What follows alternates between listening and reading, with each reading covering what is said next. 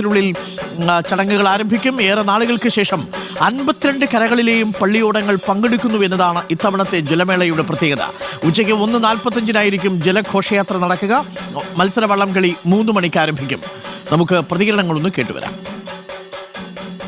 ഞങ്ങൾ already KSEB അതോറിറ്റീസിന് എല്ലാം instruction കൊടുത്തിട്ടുണ്ട്. വെള്ളത്തിൻ്റെ കുറവാണെങ്കിൽ അതിനനുസരിച്ച് വെള്ളം നിലനിൽപ്പ് കൂട്ടാനും അതോടൊപ്പം തന്നെ ഇറിഗേഷൻ ഡിപ്പാർട്ട്മെൻറ്റിന് ഇവിടെ അടിഞ്ഞുകൂടിയ ചെളികളെല്ലാം നീക്കം ചെയ്യാനുള്ള ഒരു അറേഞ്ച്മെൻറ്റ്സും ഓൾറെഡി ചെയ്ത് ആ വർക്ക് അവർ കംപ്ലീറ്റ് ചെയ്തിട്ടുണ്ട്. നമ്മൾ കഴിഞ്ഞ ഒരാഴ്ചയ്ക്ക് മുന്നേ തന്നെ ഇറിഗേഷൻ ഡിപ്പാർട്ട്മെൻറ്റിനെ മീറ്റിങ്ങിന് വിളിച്ചു. അവർക്ക് സെപ്പറേറ്റ് ആയിട്ട് ഇൻസ്ട്രക്ഷൻ കൊടുത്തിട്ടുണ്ടായിരുന്നു.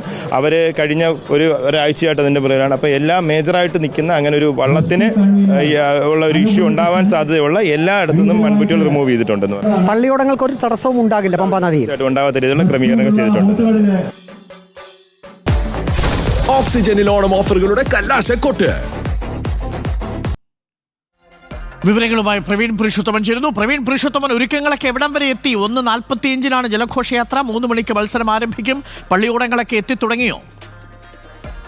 1:30 തുടങ്ങുന്ന പൊതുസമ്മേളനത്തിൽ അരുൺ, ഈ മത്സര വള്ളംകളിയും ഒപ്പം തന്നെ ജലഘോഷയാത്രയും ഉച്ചയ്ക്ക് 1 മണിക്ക് ശേഷമായിരിക്കും നടക്കുക. ഇപ്പോൾ ഈ സത്രക്കടവിൽ, ആറന്മുള സത്രക്കടവിൽ അതിൻ്റെ എല്ലാ ഒരുക്കങ്ങളും പൂർത്തിയായിട്ടുണ്ട്. എൻ്റെ തൊട്ട് പുറകിൽ കാണാം പമ്പാ നദി കാണാം. അവിടെ പള്ളിയോടങ്ങളൊക്കെ ഈ ജലഘോഷയാത്രയ്ക്ക് ഒരുങ്ങിക്കഴിഞ്ഞു. പള്ളിയോടങ്ങളിൽ വിവിധ അലങ്കാരങ്ങളൊക്കെ പിടിപ്പിക്കുന്ന തിരക്കിലാണ് ഈ കരക്കാർ. നമുക്കറിയാം, ഈ ആറന്മുള ഉത്രട്ടാതി ജലോത്സവത്തിൻ്റെ ഒരു പ്രത്യേകത, അതിൽ ഏറ്റവും ആകർഷകമായിട്ടുള്ളത് ചമയം, പാട്ട്, തുഴച്ചിൽ, ഒപ്പം തന്നെ അച്ചടക്കം എന്നീ 4 കാര്യങ്ങളാണ്.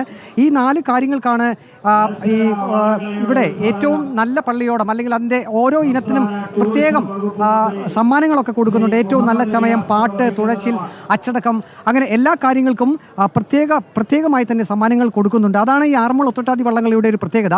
മത്സര വള്ളംകളിയേക്കാൾ അതിൻ്റെ ഈ ചമയങ്ങൾ, ഒപ്പം തന്നെ പാട്ട്, തുഴച്ചിൽ, അച്ചടക്കം അത് ഏറ്റവും പ്രധാനമാണ്. കാരണം ഒരേ ഈണത്തിലും ഒരേ താളത്തിലും വഞ്ചിപ്പാട്ട് പാടി ഈ പള്ളിയോടങ്ങൾ ഇങ്ങനെ പമ്പാ നദിയിലൂടെ ഇങ്ങനെ പോകുന്നത്, അത് കാണുന്നതിന് വേണ്ടിയിട്ടാണ് ആയിരക്കണക്കിന് ആളുകൾ പമ്പാ നദിയുടെ ഇരു കരകളിലും എത്താൻ പോകുന്നത്. 3 മണിയോടുകൂടി തന്നെ മത്സര വള്ളംകളി ആരംഭിക്കുമെന്നാണ് നമുക്കറിയാൻ കഴിയുന്നത്. 5 മണിയോടുകൂടി മത്സര വള്ളംകളി ആരംഭിക്കും. അതിനുശേഷമായിരിക്കും സമ്മാനദാനം ഉൾപ്പെടെയുള്ളവ നടക്കുക. ഇവിടെ വിവിധങ്ങളായിട്ടുള്ള ആകർഷണങ്ങളായിട്ടുള്ള നിരവധി കാര്യങ്ങളുണ്ട്. അതിലൊന്ന് മാവേലി വേഷങ്ങളാണ്. ഇപ്പോൾ നമ്മോടൊപ്പം ഒരു മാവേലി വേഷധാരി കൂടിയുണ്ട്. ഒരു പാട്ട് പാടിക്കൊണ്ട് തന്നെ നമുക്ക് ഈ ഉത്രട്ടാതി വള്ളംകളി ആഘോഷിക്കാം അല്ലേ? തീർച്ചയായിട്ടും. പാട്ടെന്ന് പറഞ്ഞാലേ, ഞാൻ ഇങ്ങോട്ട് വന്നപ്പോൾ ഇവിടുത്തെ ജനത ഇവിടുത്തെ തനതായ ശൈലിയിലുള്ള വള്ളപ്പാട്ട് പാടി എന്നെ സ്വീകരിച്ച്. അപ്പോൾ ഞാൻ ഒരാളെ ഉള്ളൂ പാടാൻ, എന്നാലും അത് ഞാൻ പാടുകയാണ്. ആദ്യമായിട്ട് റിപ്പോർട്ടറിൻ്റെ എല്ലാ പ്രേക്ഷക മനസ്സുകൾക്കും ഉത്രട്ടാതി ദിന ആശംസകൾ. ഓ വന്ന നേരാമേ തീരേറ്റ് തെയ്തൈ തക തെയ്തോ, വന്ന നേരാമേ തീരേറ്റ് തിത്തത്താ തിത്തൈതൈ, വന്ന നേരാമേ തീരേറ്റ നന്ദാമോടെ പൂജ ചെയ്ത്, ഓ തെയ്തൈ തകത തീ തകതോ തക തീത തിത്തോ തിത്തോ തികിതോ. മാവേലിയുടെ പേരെന്താ? എൻ്റെ പേര് RK കോട്ട. RK കോട്ട അല്ലേ? ഈ വേഷവിധാനങ്ങളൊക്കെ ഏകദേശം ഞാനൊരു 12 വർഷത്തിന് മേളിൽ ഇവിടെ ചെയ്തിട്ടുണ്ട്. പിന്നെ ഏഷ്യാനെറ്റിൽ സീസൺ 4 ആരാധ്യം പാടും 4 എപ്പിസോഡ് ചെയ്തു. പിന്നെ ഭഗവാൻ ഇവിടെ ഈ ആറന്മുള വള്ളങ്ങളുടെ ഒരു പ്രത്യേകത എന്നുള്ളത്, നമ്മൾ മത്സര വള്ളംകളി വേഗതയല്ല, അതിൻ്റെ ആചാരത്തനിമയാണ്. അപ്പോൾ അതൊക്കെ ആകർഷിച്ചിട്ടുണ്ടോ? തീർച്ചയായിട്ടും. ഭഗവാന്റെ തൃപ്പാദങ്ങളിൽ ഈ പള്ളിയോടം കിടക്ക് പമ്പയുടെ വിരുമാറിൽ, ഈ പമ്പയുടെ വിരുമാറിൽ ഈ പള്ളിയോടങ്ങൾ കിടക്കുന്നത് തന്നെ കാണുമ്പോൾ തന്നെ ലോകത്തെങ്ങും കിട്ടാത്ത ഒരു അനുഭൂതിയാണ്. അതാണ് അരുൺ, എല്ലാ ആളുകളും അത് തന്നെയാണ് പറയുന്നത്. ഒരു പ്രത്യേക അനുഭൂതിയാണ് ഈ ആറന്മുള ഉത്രട്ടാതി ജലോത്സവം കാണുക എന്നുള്ളത്. അത് നയനമനോഹരം എന്നുള്ളതാണ് ഏറ്റവും പ്രാധാന്യമുള്ളൊരു ഘടകം. വിവിധ കളറുകൾ, കടും നിറത്തിലുള്ള കളറുകൾ, ഒപ്പം തന്നെ ഈ പള്ളിയോടങ്ങളൊക്കെ അലങ്കരിച്ചുകൊണ്ടുള്ള ജലഘോഷയാത്ര. ആ ജലഘോഷയാത്രയാണ് ഏറ്റവും പ്രധാനമായിട്ടുള്ളത്. നേരത്തെ ജില്ലാ കളക്ടർ പ്രേംകൃഷ്ണൻ സൂചിപ്പിച്ചതുപോലെ ഇവിടെ പമ്പാ നദിയിൽ രാവിലെയൊക്കെ ജലനിരപ്പ് കുറവായിരുന്നു. പക്ഷേ ഇപ്പോൾ ജലനിരപ്പ് ഉയർന്നിട്ടുണ്ട്. മണിയർ ബാരേജിൻ്റെ ഷട്ടറുകളൊക്കെ ഉയർന്നിട്ടുണ്ട്. ഇപ്പോൾ തന്നെ ഈ പവനിലേക്ക് നിരവധി ആളുകൾ എത്തിക്കഴിഞ്ഞു. വിശിഷ്ട അതിഥികളൊക്കെ അല്പസമയത്തിനകം എത്തിക്കഴിഞ്ഞു. അവർക്കുള്ള ഇരിപ്പിടങ്ങളെല്ലാം ഇവിടെ തയ്യാറായിട്ടുണ്ട്. പൊതുസമ്മേളനം KN ബാലഗോപാലായിരിക്കും ഉദ്ഘാടനം ചെയ്യുക. ജലമേള കേന്ദ്ര സഹമന്ത്രി ജോർജ് കുര്യനായിരിക്കും ഉദ്ഘാടനം ചെയ്യുക. ഒപ്പം തന്നെ മറ്റ് സംസ്ഥാന മന്ത്രിമാർ, മറ്റ് ജനപ്രതിനിധികൾ, അങ്ങനെ വിവിധ മേഖലകളിൽ നിന്നുള്ള എല്ലാവരും തന്നെ ഈ ഉത്രട്ടാതി ജലോത്സവത്തിലേക്ക് അത് കാണുന്നതിന് വേണ്ടിയിട്ട് എത്തുന്നുണ്ട്. ഇപ്പോൾ അതിൻ്റെ തയ്യാറെടുപ്പുകൾ എല്ലാം പൂർത്തിയായി കഴിഞ്ഞു. ഇവിടെ നമുക്ക് ഇപ്പോൾ കാണാം പള്ളിയോടങ്ങൾ മാത്രമല്ല മറ്റ് ബോട്ടുകളൊക്കെ ഇവിടെ കാണാം. കാരണം ഈ സുരക്ഷയ്ക്ക് വലിയ പ്രാധാന്യം കൊടുക്കുന്നുണ്ട്. കഴിഞ്ഞ ഉത്രട്ടാതി ജലമേളയിൽ സ്റ്റാർട്ടിംഗ് പോയിന്റിലും ഒപ്പം തന്നെ ഫിനിഷിംഗ് പോയിന്റിലും വള്ളങ്ങൾ മറിഞ്ഞ ഒരു സാഹചര്യം ഉണ്ടായിരുന്നു, അപകടമുണ്ടായിരുന്നു. അതിനുശേഷമാണ് ഇപ്പോൾ സുരക്ഷാ സന്നാഹങ്ങൾ വർദ്ധിപ്പിച്ചിട്ടുണ്ട്. ഫയർഫോഴ്സിൻ്റെയും ഒപ്പം തന്നെ മറ്റ് വള്ളങ്ങൾ 6-ലധികം വള്ളങ്ങളാണ് ഇവിടെ സുരക്ഷയ്ക്കായി ഒരുക്കിയിരിക്കുന്നത്. അത് ഈ പള്ളിയോട് മത്സരം നടക്കുമ്പോഴെല്ലാം ഈ ഇരു തീരങ്ങളിലുമായി ഈ വള്ളങ്ങൾ ഉണ്ടായിരിക്കും. അങ്ങനെ പഴുതടച്ച സുരക്ഷാ ക്രമീകരണങ്ങൾ കൂടി ഇവിടെ നടത്തിയിട്ടുണ്ട്. മറ്റൊരു പ്രത്യേകത, ഇക്കുറി 52 പള്ളിയോടങ്ങളും ഈ ഉത്രട്ടാതി ജലോത്സവത്തിൽ മത്സരിക്കുന്നു എന്നുള്ളതാണ്. അപൂർവമായിട്ടാണ് അങ്ങനെ എല്ലാ പള്ളിയോടങ്ങളും, എല്ലാ കരകളുടെയും പള്ളിയോടങ്ങൾ എത്തുന്നത്. A, B ബാച്ചുകളിലായിട്ടായിരിക്കും ഈ മത്സര വള്ളംകളി അരങ്ങേറുക. അതിൽ ഉമയാറ്റുകര, ഇടയാറന്മുള, തെക്കേമുറി, നെടുമ്പ്രയാർ, ഒപ്പം തന്നെ കീഴുകര, പുന്നംതോട്ടം, കീഴ്ച്ചേരിമേൽ, കുറിയന്നൂർ, കോയിപ്പുറം, ഇങ്ങനെ പമ്പാ നദിയുടെ ഇരു കരകളിലുമുള്ള 52 കരകളിലെ പള്ളിയോടങ്ങൾ ഇവിടെ ഈ ഉത്രട്ടാതി ജലോത്സവത്തിൽ പങ്കെടുക്കുന്നു എന്നതാണ് ഇപ്രാവശ്യത്തെ ഏറ്റവും വലിയ പ്രത്യേകത. അത് ഒരുമിച്ച് എല്ലാ കരകളും ഒരുമിച്ച് ഇവിടെ എത്തുന്നു. ഒപ്പം തന്നെ ഈ 52 പള്ളിയോടങ്ങൾ പങ്കെടുക്കുന്ന ജലഘോഷയാത്ര, അതിനുവേണ്ടിയാണ് എല്ലാവരും ഈ പമ്പാ നദിയുടെ ഇരു കരകളിലും ഉള്ള കാണികൾ കാത്തിരിക്കുന്നത്. ഈ ജലഘോഷയാത്രയ്ക്ക് ശേഷമായിരിക്കും മത്സരവള്ളംകളി ആരംഭിക്കുക. അത് A, B ബാച്ചുകളായിട്ടാണ് മന്നം ട്രോഫിക്ക് വേണ്ടിയുള്ള മത്സരം നടക്കുന്നത്. ഈ മന്നം ട്രോഫി എന്നുള്ളത് പള്ളിയോടങ്ങളെയും ഒപ്പം തന്നെ ഈ കരക്കാരെയും സംബന്ധിച്ച് ഏറെ പ്രാധാന്യമുള്ള ഒന്നാണ്.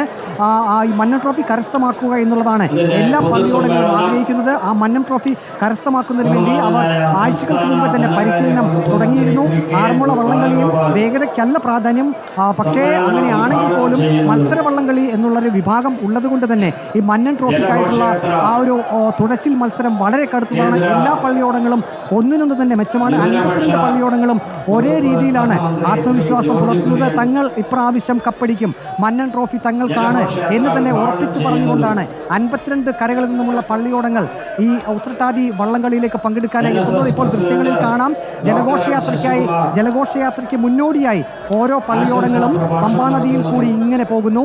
ഈ പള്ളിയോടങ്ങളുടെ ഒരു പ്രത്യേകത, അത് ആറന്മുളയിൽ മാത്രം ഉള്ളതാണ്. ആലപ്പുഴയിലെ നെഹ്റു ട്രോഫി വള്ളങ്ങളിൽ നമുക്ക് കണ്ടിട്ടുണ്ട്, ചുണ്ടൻ വള്ളങ്ങൾ കണ്ടിട്ടുണ്ട്. അത് അതിവേഗതയിൽ പോകുമ്പോൾ, ശരവേഗത്തിൽ പോകുമ്പോൾ, ഇവിടെ ഈ ചുണ്ടൻ വള്ളങ്ങൾ ശരവേഗത്തിൽ പോകുന്നവയാണെങ്കിൽ ആറന്മുളയിലെ ഈ പള്ളിയോടങ്ങൾ ശരവേഗത്തിനുള്ള പ്രാധാന്യം, നേരത്തെ ഞാൻ പറഞ്ഞതുപോലെ തന്നെ അവരുടെ തുഴച്ചിലിൻ്റെ ആ ഒരു ശൈലി, ഒപ്പം തന്നെ വഞ്ചിപ്പാട്ട്, അച്ചടക്കം, ചമയം, അങ്ങനെയുള്ള കാര്യങ്ങൾക്കൊക്കെയാണ് പ്രാധാന്യം. നമുക്ക് കാണാം മുത്തുക്കടകളൊക്കെ ചൂടി ഒരേ ഇനത്തിൽ വഞ്ചിപ്പാട്ട് പാടി ഈ പള്ളിയോടത്തിൽ ഇങ്ങനെ തുഴഞ്ഞു പോകുന്ന ഒരു കാഴ്ച. അതൊരു പക്ഷേ ലോകത്ത് ആറന്മുളയിൽ മാത്രമേ കാണുകയുള്ളൂ. അതുകൊണ്ട് തന്നെയാണ് ഈ ഉത്രട്ടാതി ജലോത്സവം ലോകപ്രസിദ്ധമായി തീർന്നിരിക്കുന്നത്. ഈ വള്ളത്തിൻ്റെ രൂപകൽപ്പനയിലും ഏറെ പ്രത്യേകതയുണ്ട്. പള്ളിയോടങ്ങൾ, അതിൻ്റെ അമരം നമുക്ക് ശ്രദ്ധിച്ചാൽ അറിയാം, മീറ്ററുകൾ ഉയരമുള്ള ഓരോ പള്ളിയോടത്തിന്റെയും അമരത്തിന് വിവിധ അളവിലുള്ള ഉയരമാണ്.